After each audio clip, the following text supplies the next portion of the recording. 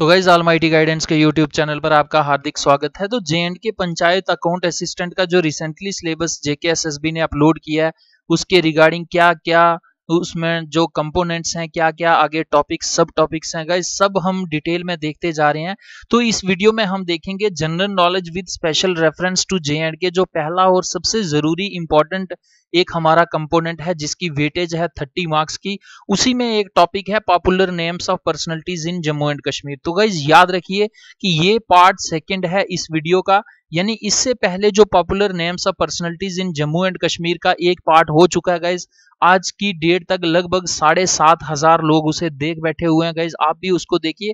और I think कि ये दोनों वीडियोस आपके एग्जामिनेशन पॉइंट ऑफ व्यू से ये सफिशिएंट होंगी। हालांकि कॉम्पिटिटिव एग्जाम की जब बात की जाती है तो कुछ भी ऐसा डेफिनेट नहीं कहा जाता कि कौन सा इंपॉर्टेंट है।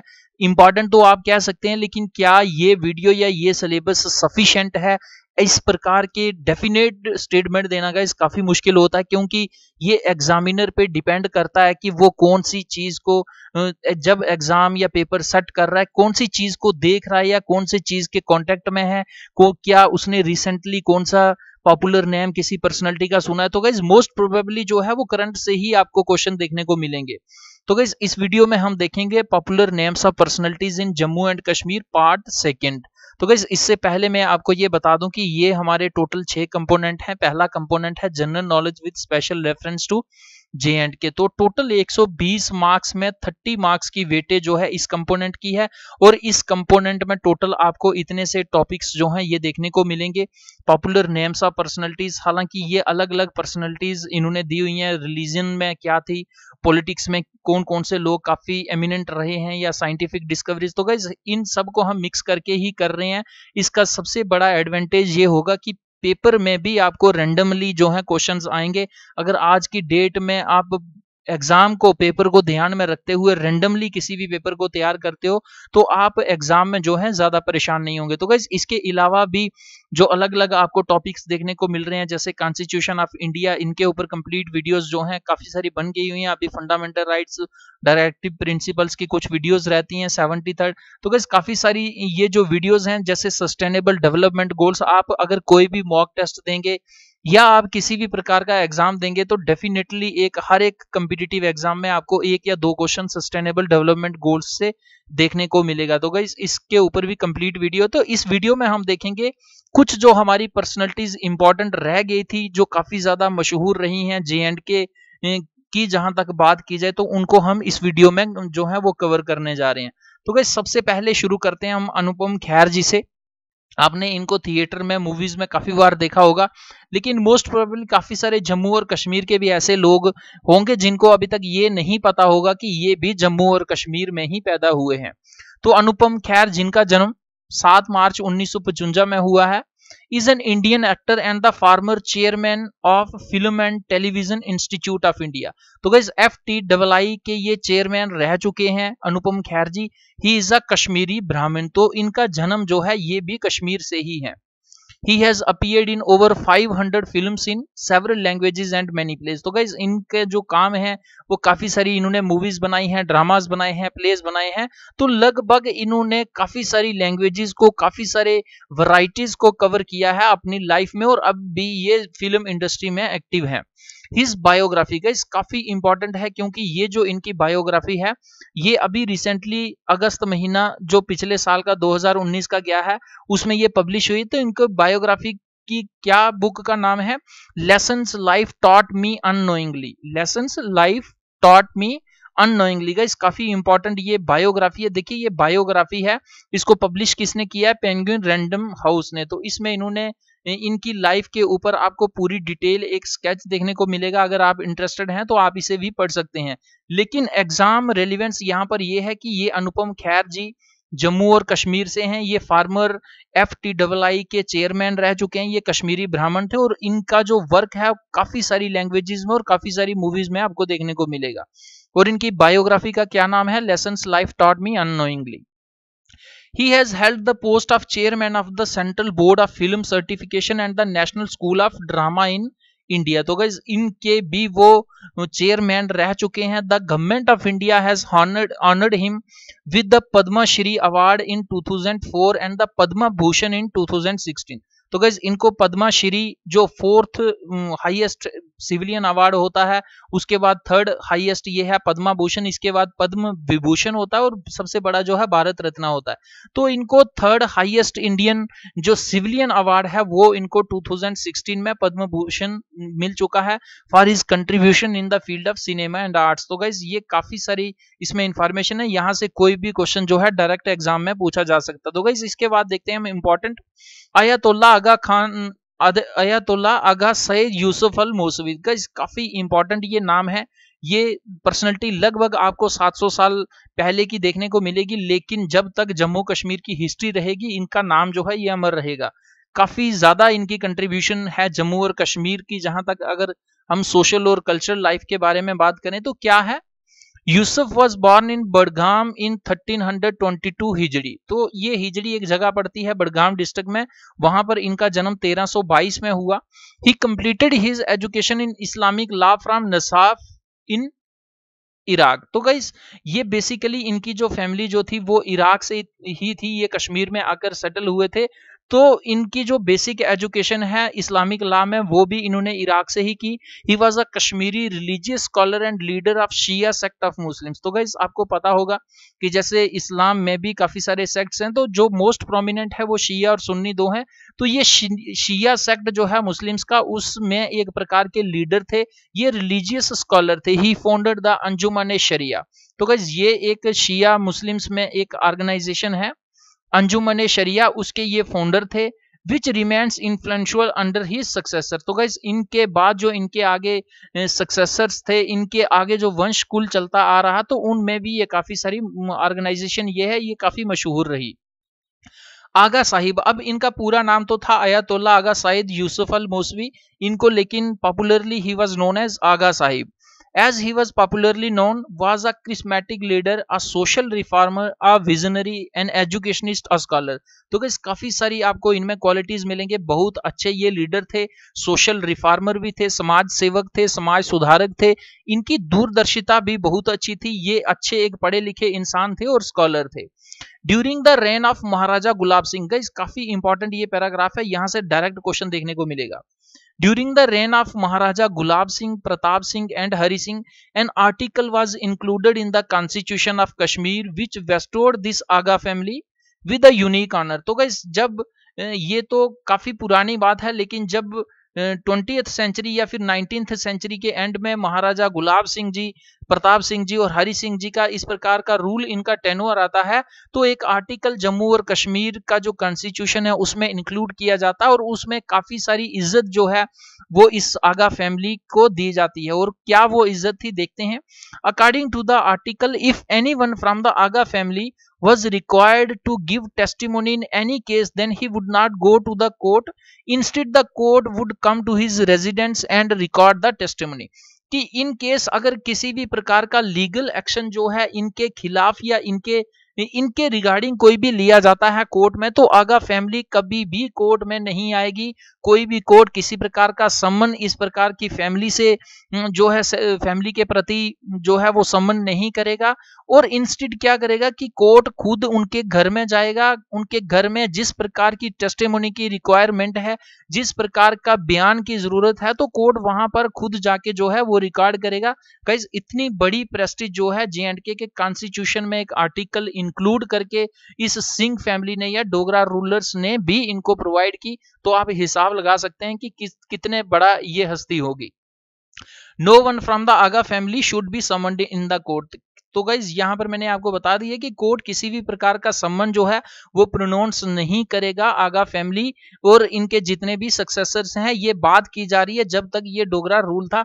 आज का क्या स्टेटस है गाइज इसको जानने की जरूरत नहीं है, क्योंकि मोस्ट प्रोबेबली यहाँ पर आपको क्वेश्चन ये देखने को मिलेगा कि इनका जन्म जो है कौन सी डिस्ट्रिक्ट में हुआ, और अब से ये पूछा जा सकता है कि अंजुमन शरिया के फाउंडर कौन थे और इनका पॉपुलर नाम क्या था। आगा साहिब, आगा खान, आपके पास हो सकता है 3-4 नाम दे दिए जाएं, तो इनका पॉपुलर नाम था आगा साहिब। और ये भी पूछा जा सकता है कि कौन से सोशल रिफॉर्मर को ऑनर करने के लिए या कौन से कुल को, कौन सी फैमिली को ऑनर करने के लिए एक आर्टिकल इंक्लूड किया गया जम्मू कश्मीर के कॉन्स्टिट्यूशन में कि कोर्ट जो है किसी भी प्रकार का समन प्रोनाउंस नहीं करेगा, तो गाइस ये फैमिली होगी आगा फैमिली। तो गाइस काफी इंपॉर्टेंट पर्सनैलिटी है एग्जामिनेशन पॉइंट ऑफ व्यू से। तो गाइस देखते हैं हम नेक्स्ट वाली पर्सनैलिटी इंपॉर्टेंट, तो यह है Amarnath Kak. Amarnath Kak, he was born in the year 1889 and was died on in the year 1963, was a prominent Kashmiri lawyer and author। तो गाइस सबसे पहले आप अगर कोई भी पर्सनालिटी तैयार कर रहे हैं तो उसका आपने प्रोफेशन देखना है कि उसने काम क्या किया है, उसका नाम क्या है, और उसके द्वारा अगर कोई इंपॉर्टेंट बुक लिखी गई हुई है तो वो बुक कौन सी है, या कोई मेन लाइफ उसकी लाइफ में एक इंपॉर्टेंट इवेंट हुआ है तो वो, या फिर उसे कौन कौन सा अवार्ड जो है वो मिला हुआ है। तो गाइस ये 4-5 चीजें जो हैं ये पॉपुलर पर्सनालिटीज के बारे में याद रखने की जरूरत है। तो सबसे पहले सेंचुरी, या अगर ये ईयर ऑफ बर्थ भी, अगर ईयर ऑफ बर्थ तो गाइज याद रखने की जरूरत नहीं है, लेकिन कौन सी सेंचुरी में ये इस प्रकार का इंपॉर्टेंट पर्सनालिटी या पॉपुलर पर्सनालिटी हुआ गाइज, ये मोस्ट प्रोबेबली क्वेश्चन पूछा जा सकता है।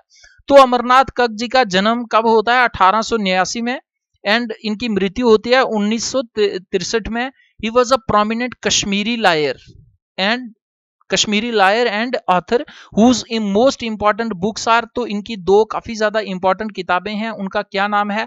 हमारा वृतांत और गायत्री। तो गाइज ये दोनों बुक्स जो हैं ये अमरनाथ कग जी ने लिखी हुई हैं, and they both were written in Hindi. तो गाइज यहाँ पर भी कंफ्यूजन एग्जामिनर डाल सकता है कि इनको कश्मीरी में लिखा गया, उर्दू में लिखा गया, तो ये किस में लिखी गई? ये हिंदी में लिखी गई। He was the older brother of Kashmiri archaeologist and politician Ramchandra Kak. तो गाइज ये भी काफी इंपॉर्टेंट पर्सनैलिटी है, ये कश्मीर से एक अच्छे पॉलिटिशियन थे और आर्कियोलॉजिकल जो सर्वे ऑफ इंडिया है उसमें भी अच्छा इन्होंने काम किया। तो ये उनके ब्रदर थे, उनके बड़े भाई थे, कौन? अमरनाथ कग। Hamara Vritant contains information on the social and religious life of Kashmiri pandits in the first half of the 20th century. तो गाइस 1850 से लेके गाइस 1900 से लेके 1950 के बीच में जो कश्मीरी पंडित से उनकी क्या दशा रही, उनकी सोशल और रिलीजियस स्टेटस क्या था कश्मीर में, उनकी प्लाइट को एक अच्छे तरीके से पोर्ट्रे किया गया है हमारा वृतांत इस किताब में। और ये किसने लिखी है? ये अमरनाथ कग जी ने लिखी है। It also presents the drama of the war between India and Pakistan. तो इंडिया एंड पाकिस्तान के बीच में जो 1947 में वार होती है, तो गाइस उसका भी एक आपको पिक्चर इस बुक में देखने को मिलेगा। तो गाइस काफी इंपॉर्टेंट ये पर्सनैलिटी है, ये बुक्स का नाम भी याद रखना बहुत जरूरी है एग्जामिनेशन पॉइंट ऑफ व्यू से। तो गाइस इसके बाद देखते हैं हम दीनानाथ नदीम। तो गाइस ब्लैंक वर्स अगर आपने सुना है तो ये दीनानाथ नदीम को आप कभी नहीं भूल सकते। तो काफी इंपॉर्टेंट है ये J&K पंचायत अकाउंट असिस्टेंट, या फिर कोई भी ऐसा एग्जाम जो J&K में होता है तो उसमें मोस्ट प्रोबेबली ये popular names of personalities in Jammu and Kashmir का एक कंपोनेंट होगा, एक टॉपिक होगा, तो उसमें ये सारी चीजें आपसे डायरेक्ट क्वेश्चन के रूप में पूछी जा सकती हैं। तो दीनानाथ कोल इनको प्रेम से या popularly he was known as Nadim. He was born in the year 1916 and died in the year 1988। was a prominent Kashmiri poet। तो गाइज ये कवि थे of the 20th century। He was born on 18th of March 1916 in Srinagar city and with him began an era of modern Kashmiri poetry। तो guys इनके जन्म के साथ ही जिस प्रकार से इन्होंने राइटिंग्स शुरू की, इनकी राइटिंग से एक नया जन्म मिला कश्मीरी लिटरेचर को, कश्मीरी पोएट्री को। He was the first Kashmiri poet to write in blank verse। तो गाइस ब्लैंक वर्स क्या होती है? ये भी एक प्रकार की पोएट्री होती है, लेकिन इसमें जो एंड में राइमिंग होता है वो राइमिंग नहीं होता है। उसमें जो अर्थ होता है, अर्थ बहुत गहन होता है, बहुत डीप मीनिंग्स होते हैं उन पैराग्राफ्स के, लेकिन उनमें एक ही क्या खासियत होती है ब्लैंक वर्स में कि उनमें राइमिंग, एंड में राइमिंग नहीं होती है, और यही कारण होता है कि ब्लैंक वर्स इनको कहा जाता है। और ये ऐसे पहले कश्मीरी कवि थे जिन्होंने ब्लैंक वर्स में लिखना शुरू किया। He used the Kashmiri language with great grace and craftsmanship. तो गाइस इन्होंने कश्मीरी भाषा में काफी सारी रचनाएं की, और कश्मीरी भाषा को चार चांद लगाने का काम किसने किया? ये दीनानाथ नदीम जी ने किया, और इनको father of blank verse in Jammu and Kashmir भी कहा जाता है। He depicted the beauty, the poverty and the plight of Kashmir in his poetry। He received the Soviet Land Nehru Award 1971 and the Sahitya Natak Academy Award 1986 for his book Shihil Kul।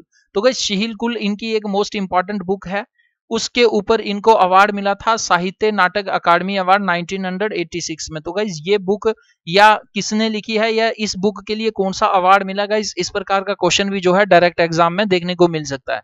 तो guys देखते हैं इसके बाद next question, काफी important है, गुलाम रसूल संतोष। तो guys Ghulam Rasool ये थे तो मुस्लिम, लेकिन इन्होंने कश्मीरी पंडित गर्ल से शादी की थी, उसका नाम था संतोष, तो इसलिए इन्होंने बाद में अपना पूरा नाम क्या रखा, इन्होंने अपना पूरा नाम रखा गुलाम रसूल संतोष। गुलाम रसूल संतोष, he was born in the year 1929 and died on March 10th 1997, was a prominent Kashmiri Indian painter। तो गाइस इनकी फील्ड क्या थी, he was a great Kashmiri Indian painter। He was best known for his themes inspired by Kashmir Shaivism. तो guys Kashmir में जो शैविज्म था उसमें क्या क्या किस प्रकार के आइडियाज थे, किस प्रकार की थीम्स थी, उन सब को ये पेंट किया करते थे, और उन्हीं की पेंटिंग करने के कारण जो है आज इनको पॉपुलर नेम के रूप में एक देखा जाता है, जम्मू और कश्मीर में ही नहीं पूरे भारत और पूरे विश्व में देखा जाता है। In the early 1960 Santosh studied tantric mystical art and Kashmir Shaivism। In the year 1964, he adopted this style to create some of the best examples of modern tantric paintings। His paintings are known for the vibrancy of colors, neat lines, spiritual energy and sensuousness। तो guys इन्होंने study भी की हुई थी mystical art और कश्मीरी शैविज्म के regarding, और उसके बाद इन्होंने क्या किया कि इस स्टडी को और निखरता देते हुए इन्होंने इस स्टडी के ऊपर जो पढ़ा था उसको पेंटिंग के रूप में कन्वर्ट करना शुरू कर दिया, और इनकी पेंटिंग में कलर्स बहुत अच्छे ढंग से आपको देखने को मिलेंगे। अगर इन्होंने कोई लाइंस ड्रा किए हैं तो वो भी बिल्कुल साफ सुथरी, बिल्कुल क्लियर, और मोस्ट इंपॉर्टेंट जो है स्पिरिचुअल एनर्जी और सेंसुअसनेस की झलक जो है इनकी पेंटिंग्स में आज भी देखने को मिलती है। संतोष also wrote plays, poetry and essays in Kashmiri। He was also an authority and Kashmiri Shaivism. तो गाइस कश्मीरी शैविज्म के ऊपर अगर बात की जाए तो संतोष जी का नाम प्रमुखता से आता है, तो काफी इंपॉर्टेंट ये पर्सनैलिटी है। And was one of the very few people who could read and write the ancient and most almost extinct Kashmiri script called Sharada. तो गाइस शारदा कश्मीर की स्क्रिप्ट गाइस वो होती है जो हैंड रिटन होती है, हाथों से लिखी हुई होती है, और कश्मीर में जो सबसे पहली ऐसा कहा जाता है कि ये शारदा ही हाथों से लिखी हुई एक लिखावट थी, जिसको काफी सारे लोग जो हैं आज की डेट में नहीं पढ़ पाते, लेकिन उसको पढ़ना और उस स्क्रिप्ट को लिखना ये गुलाम रसूल संतोष जी ने पॉसिबल किया हुआ। तो काफी ज्यादा ये इंपॉर्टेंट है। देखिए आपको यहां से क्वेश्चन कहां से पूछा जा सकता है, एक तो ये पेंटिंग की फील्ड से थे, कश्मीरी शैविज्म में इनका काफी फेथ था, और इसी को प्रमोट करने के लिए इन्होंने जो है पेंटिंग्स मिली, इनकी पेंटिंग्स में आपको अच्छी क्वालिटीज मिलेंगी। और उसके बाद ये शारदा के रीडर और राइटर भी थे, शारदा जो एंशिएंट कश्मीरी स्क्रिप्ट थी। तो गाइस यहाँ पर ये भी क्वेश्चन पूछा जा सकता है कि which was the ancient Kashmiri script, दो ये इसका नाम क्या होगा, इसका नाम होगा शारदा। तो गाइस काफी इंपॉर्टेंट पर्सनालिटी है। इसके बाद देखते हैं हम नेक्स्ट इंपॉर्टेंट पर्सनालिटी, तो यह है गुलाम नबी आजाद। अगर आप पॉलिटिक्स में थोड़ा सा भी ध्यान देते होंगे तो आपको पता होगा कि ये अभी राज्यसभा में लीडर ऑफ अपोजिशन है। तो Ghulam Nabi Azad was born in a village called Soti of tehsil Gandoh Bhalessa in the union territory of Jammu and Kashmir Doda district. तो गाइस जम्मू और कश्मीर की जो डोडा डिस्ट्रिक्ट है उसमें गंदोर नाम की एक तहसील है, उस तहसील में गुलाम नबी आजाद जी का जन्म होता है। गुलाम नबी आजाद was born on 7th of March 1949, is an Indian politician of the INC। तो ये इंडियन नेशनल कांग्रेस की पार्टी से हैं and was the Minister of Health and Family Welfare। Presently he serves as the leader of opposition in the Rajya Sabha. तो guys मैंने आपको बता दिया कि ये जो union minister of health and family welfare भी रह चुके हैं, लेकिन आज की डेट में ये राज्यसभा में लीडर ऑफ अपोजिशन है। He has served as the Parliamentary Affairs Minister of India in the government of former Prime Minister Manmohan Singh until 27th of October 2005 when he was appointed as the Chief Minister of Jammu and Kashmir। तो guys अगर आपको ये tenure पता होगा तो इनकी एक कांग्रेस और पीडीपी की कोalition गवर्नमेंट आती है जिसमें 3 साल जो हैं वो गुलाम नबी आजाद जी चीफ मिनिस्टर रहे थे और 3 साल मुफ्ती मोहम्मद सईद जी रहे थे।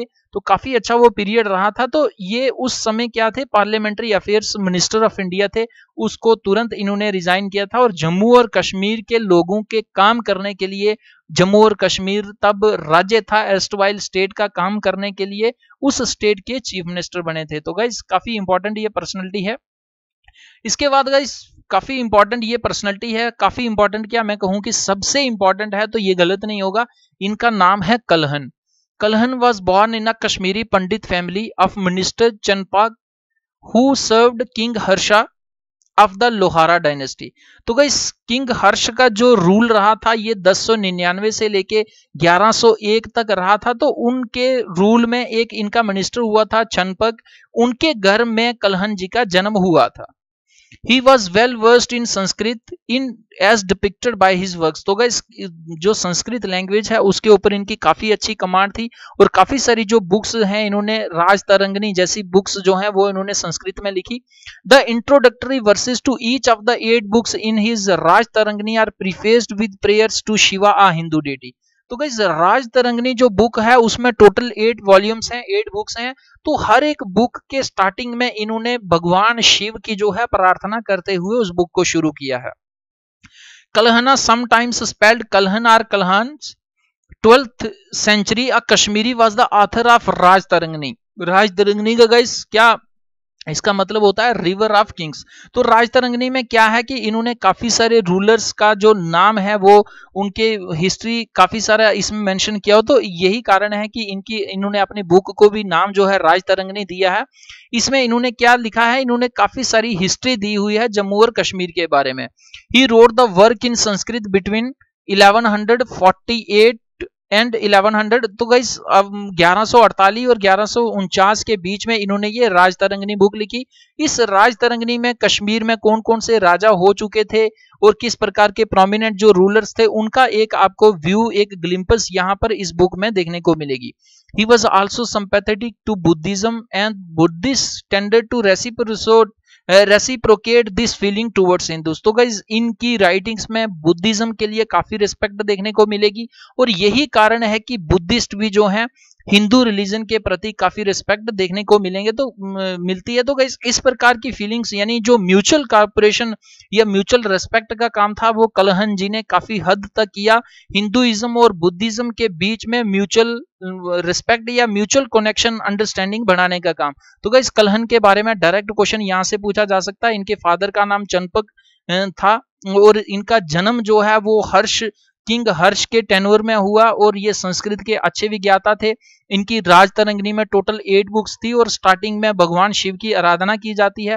राज तरंगनी का जो लेखन हुआ ये 1148 और 49 के बीच में हुआ। तो गाइस देखते हैं नेक्स्ट इंपॉर्टेंट पर्सनैलिटी, ये है महराजुद्दीन वाडू। तो गाइस अगर आप फुटबॉल में थोड़ा सा भी इंटरेस्ट रखते हैं तो आपको ये पर्सनैलिटी बार बार देखने को मिलेगी। तो महराजुद्दीन वाडू कौन है ये? Mehrajuddin वाडू, he was born on 12th of February 1984, is a former Indian football player and is the current assistant coach of the Hyderabad Football Club। तो गाइस ये इंडियन जो नेशनल फुटबॉल की टीम थी उसके एक प्लेयर थे और अभी रिसेंटली ये क्या है, ये असिस्टेंट कोच हैं हैदराबाद फुटबॉल क्लब के। During his playing days Wadoo played for clubs such as Mohun Bagan, east Bengal, Salgaocar, Pune city, Chennai and Mumbai city. He also represented the India national team for 2000 from 2005 to 2011। तो गाइस इन्होंने इंडियन नेशनल टीम को भी represent किया हुआ 2005 से लेके 2011 तक। तो आपको यहां से क्या क्वेश्चन पूछा जा सकता है, मोस्ट प्रोबेबली यही पूछा जाएगा कि महराजुद्दीन वाडू एक प्रोमिनेंट नाम है जम्मू और कश्मीर में, ये कौन सी फील्ड के साथ रिलेट करते हैं, रेलिवेंस रखते हैं? तो guys he was a former Indian football player. तो गाइस देखते हैं नेक्स्ट इंपॉर्टेंट पर्सनैलिटी, इनका नाम है मुजम्मिल इब्राहिम। काफी इंपॉर्टेंट है क्योंकि रिसेंटली सुशांत सिंह राजपूत ने जो है इन्हीं के लगभग एज मेट थे, उन्होंने सुसाइड किया है। अब पता नहीं सुसाइड किया या मर्डर हुआ गाइस, वो एक अलग मैटर है। लेकिन उनके साथ साथ इनका भी जो फिल्म इंडस्ट्री में काफी बड़ा नाम है मुजम्मिल इब्राहिम का। तो क्या है Muzammil Ibrahim? Is a model turned actor who won the Gladrags manhunt award 2003 at the age of 18। Originally from the UT of Jammu and Kashmir. तो गाइस इन्होंने रिकॉर्ड बनाया हुआ है, ग्लैड रैक्स मैनहंट अवार्ड इनको 2003 में मिला था। तो सबसे कम उम्र में 18 की एज में अगर ये अवार्ड किसी को मिला है तो वो किसको मिला है, मुजम्मिल इब्राहिम को, ये भी जम्मू और कश्मीर से थे। He holds a record of being the youngest winner of the contest. At the age of 7, he won the National Bravery Award 1993 for saving a child from drowning. तो गाइस एक बार ये कहीं नहा रहे थे तो क्या होता है, वहां पर बच्चा, एक छोटा सा बच्चा जो है वो डूबने लगता है। तो ये भी बच्चे ही थे, लगभग 7 साल के थे। तो ये दौड़कर कूदते हैं और उस बच्चे को बचा लेते हैं, उसको बाहर निकालते हैं। तो उस कारण इनको नेशनल ब्रेवरी अवार्ड जो है वो 1993 में मिला था। Who fail into a pool and 19 years later he again saved a 60-year-old lady from getting sunk into the sea and won the Godfrey Phillips National Bravery Awards in 2019। तो guys bravery की field में ये काफी important आपको personality देखने को मिलेगी, जिसने लगभग 2 बार जो है डूबते हुए, एक बार तो बच्चे को, एक बार 60 साल की महिला को बचाया। और इसके अलावा ये एक्टर और मॉडल हैं जम्मू और कश्मीर की तरफ से। तो गाइस काफी इंपॉर्टेंट ये भी पर्सनैलिटी, यहाँ से भी डायरेक्ट क्वेश्चन देखने को मिल सकता है। देखते हैं नेक्स्ट इंपॉर्टेंट पर्सनैलिटी। गाइस इनका नाम है पीके कौल, प्रण किशोर Kaul. Pran Kishore Kaul is a Kashmiri stage personality. In addition to acting, he has directed and written screenplays. तो गाइस ये भी काफी इंपॉर्टेंट पर्सनैलिटी है। ये कश्मीरी जो प्लेज और ड्रामाज होते हैं उनको प्ले करने के लिए स्टेज पर्सनैलिटी के रूप में इनको जाना जाता है। He was bestowed from the Sahitya Akademi award for his novel Sheen te Wadupod. तो गाइस शीन टू वाडुपॉड इन्होंने एक नॉवल लिखा है, उसके लिए जो इंडिया की साहित्य नेशनल साहित्य अकादमी अवार्ड इनको मिला हुआ है। He was one of the founders of the Milsaar Kashmir music and dance group. तो गाइस ये काफी इंपॉर्टेंट ग्रुप है कश्मीर की, जहां तक बात की जाए। ये ग्रुप क्या करता है, a group that travels widely with the goal of supporting Kashmiri and the Indian arts. की इंडियन और कश्मीरी आर्ट और लिटरेचर को प्रमोट करने के लिए इन्होंने एक ग्रुप बनाया हुआ है, Milsaar Kashmir music and dance group, और उसके ये फाउंडर मेंबर्स में से हैं। Pran Kishore Kaul is best known as the creator of 1991 Doordarshan television serial गुल गुलशन गुलफाम। तो गाइस काफी इंपॉर्टेंट और काफी खूबसूरत ये सीरियल है। उस सीरियल को शुरू किया गया था जो है दूरदर्शन चैनल पर 1991 में, और उसके ये क्रिएटर हैं कौन, PK Kaul ji. In the year 2018 Kaul was awarded with the civilian award Padmashri. तो गाइस रिसेंटली इनको पद्मश्री अवार्ड भी मिला है। इस कारण भी ये पर्सनैलिटी एक तो पॉपुलर काफी है, दूसरा न्यूज में है। तो गाइस डायरेक्ट क्वेश्चन यहाँ से जो है वो देखने को मिल सकता है। तो गाइस देखते हैं नेक्स्ट इंपॉर्टेंट।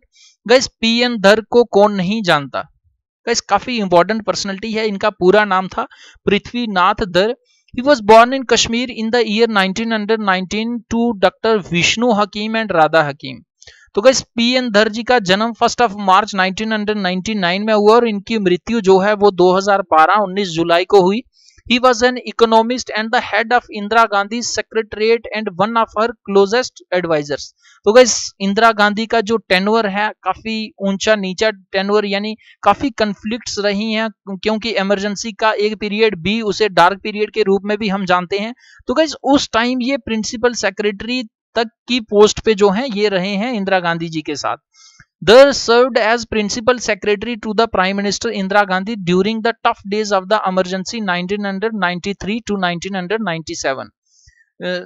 1973 to 1977। तो गाइस इस पीरियड में ये प्रिंसिपल सेक्रेटरी रहते हैं जो प्राइम मिनिस्टर इंदिरा गांधी जी की कैबिनेट होती है। He was one of her close advisors who were collectively known as the Kashmiri Mafia। तो गाइस ये प्रिंसिपल सेक्रेटरी थे, हालांकि इनके साथ और भी काफी सारे एडवाइजर्स थे इंदिरा गांधी जी के साथ, तो लेकिन इनका जो भोला वाला था वो सबसे ज्यादा रहता था, और यही कारण था कि इनकी पूरी एडवाइजर्स की टीम को क्या कहा जाता था, कश्मीरी माफिया।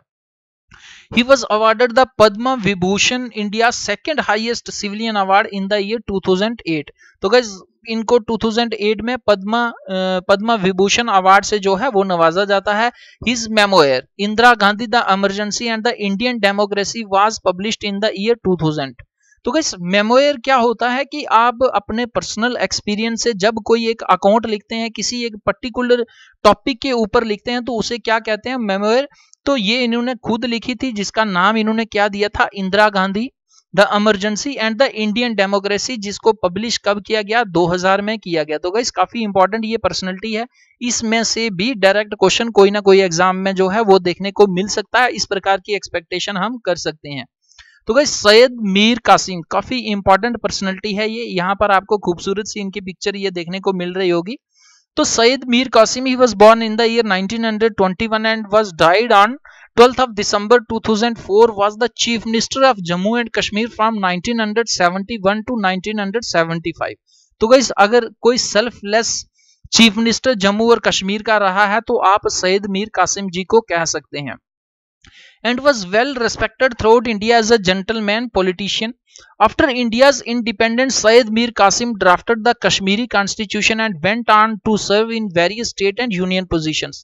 तो guys जैसे ही भारत को आज़ादी मिलती है और जम्मू और कश्मीर का विलय होता है इंस्ट्रूमेंट ऑफ एक्सेशन के जरिए, तो सैयद मीर कासिम जो जम्मू और कश्मीर के लिए कॉन्स्टिट्यूशन बनाने की कमेटी बैठती है उसके एक प्रमुख मेंबर होते हैं। और जब वो कॉन्स्टिट्यूशन तैयार हो जाता है और ये गवर्नमेंट ऑफ इंडिया में और जो सेंट्रल हमारी स्टेट की गवर्नमेंट होती है उस पर अलग अलग टाइम पे अलग अलग इंपॉर्टेंट पोजीशंस पे ये रहते हैं। Syed Mir Qasim most famously offered to resign from the office of chief minister in order to encourage and institutionalize the landmark Indira Gandhi Sheikh Abdullah Accord in 1975। तो guys यहाँ पर ये accord जो है ये काफी ज्यादा इंपॉर्टेंट है, मैं एक सेपरेट वीडियो बनाऊंगा। आई होप कि इस लेक्चर के बाद ये इंदिरा गांधी और शेख अब्दुल्ला अकॉर्ड इन 1975 गाइस काफी इंपॉर्टेंट है। मे बी अगर एग्जामिनर होशो हवास में क्वेश्चन पेपर बना रहा है तो इस प्रकार के अकॉर्ड से डायरेक्ट क्वेश्चन वो डाल सकता है। तो गाइस क्या होता है कि जैसे ही भारत का विलय होता है तो इसको अपोज करते हैं शेख अब्दुल्ला जी, और वो कहते हैं कि जो इंडिया के साथ जम्मू और कश्मीर का स्टेटस है वो प्री 1953 का दो, कि जिस प्रकार से 1953 से पहले जम्मू और कश्मीर का रिश्ता भारत के साथ था वैसा ही बनाया जाए, लेकिन जो है इसको नहीं माना जाता। तो इससे क्या होता है कि शेख अब्दुल्ला जी को जेल कर दी जाती है और इनको रिलीज किया जाता है कब, 1975 में, जब एक एग्रीमेंट साइन होता है इंदिरा गांधी और शेख अब्दुल्ला जी के बीच में। तो इस एग्रीमेंट में क्या होता है कि जो डिमांड कर रहे थे जिस प्रकार के प्री स्टेटस की उसको ये त्यागते हैं और कुछ एक्स्ट्रा जिस प्रकार की पावर्स हैं कि कंकरेंट लिस्ट पे अगर कोई भी कानून बनाना होगा तो ये स्टेट का जम्मू और कश्मीर का अधिकार होगा। तो गाइस इस प्रकार के कुछ प्रोविजंस जो हैं इस अकॉर्ड में थे, और जैसे ही शेख अब्दुल्ला जी रिलीज होते हैं तो ये सैयद मीर कासिम जी जो हैं ये अपनी पोस्ट को, जो सीएम थे तब, ये उसको छोड़ देते हैं और उसके बाद जो है नेक्स्ट फिर से शेख अब्दुल्ला जी बनते हैं। His autobiography My Life and Times was published in September 1992। तो गाइस काफी इंपॉर्टेंट ये पर्सनैलिटी है, इनकी ऑटोबायोग्राफी वो होती है अपनी जीवनी खुद लिखना। तो इन्होंने अपने जीवन के बारे में खुद एक किताब में लिखा है, उस किताब का क्या नाम है, my life and times. He was posthumously. तो गाइस पॉस्थमसली क्या होता है कि कोई भी इस प्रकार का काम होना जो उनकी मृत्यु के बाद, तो इनकी मृत्यु के बाद इनको पद्म भूषण अवार्ड मिलता है, India third highest civilian award by Indian president APJ Abdul Kalam in the year 2005। तो गाइस ये पद्म भूषण इनको अवार्ड मिलता है, ये थर्ड होता है, सेकंड हाईएस्ट होता है पद्म विभूषण, और जो फर्स्ट हाईएस्ट या इंडिया का टॉप मोस्ट होता है वो होता है भारत रत्न। तो गाइस इनको अवार्ड ये कब मिलता है, 2005 में मिलता है, इनकी मृत्यु के बाद मिलता है क्योंकि इनकी मृत्यु जो है ये 2004 में हो चुकी होती है। तो गाइस नेक्स्ट इंपॉर्टेंट पर्सनैलिटी देखते हैं, चैन सिंह। तो गाइस जानी मानी ये पर्सनैलिटी है, इसने सिर्फ जम्मू और कश्मीर या भारत में नहीं पूरे वर्ल्ड में अपना नाम का जो है दबदबा मचाया हुआ है। तो guys Chain Singh was born on 5th of April 1989 in the district Doda, UT of Jammu and Kashmir, India.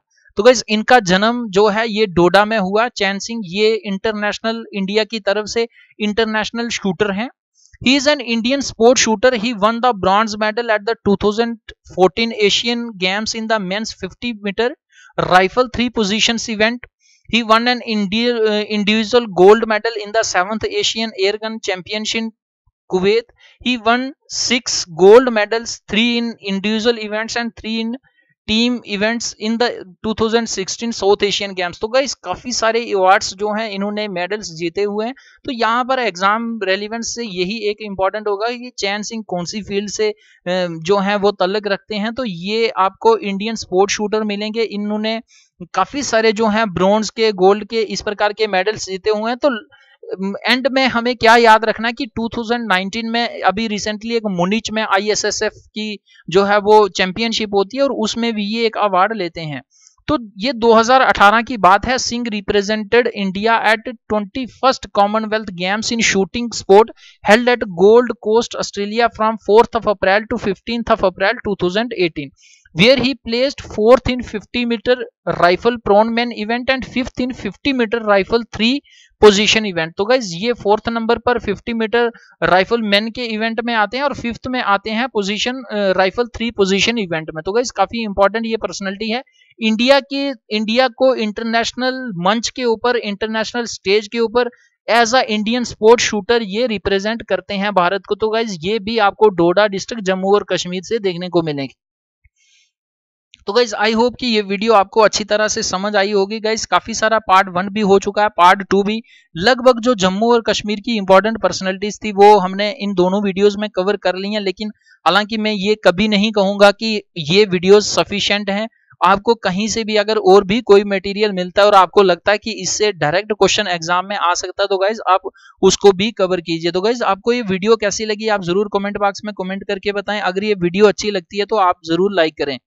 अगर आपको किसी भी प्रकार का अभी भी कंफ्यूजन है तो गाइज आप कमेंट कर सकते हैं। आप almightyguidance@gmail.com इस पर मेल कर सकते हैं। इस व्हाट्सएप नंबर का भी हेल्प ले सकते हैं।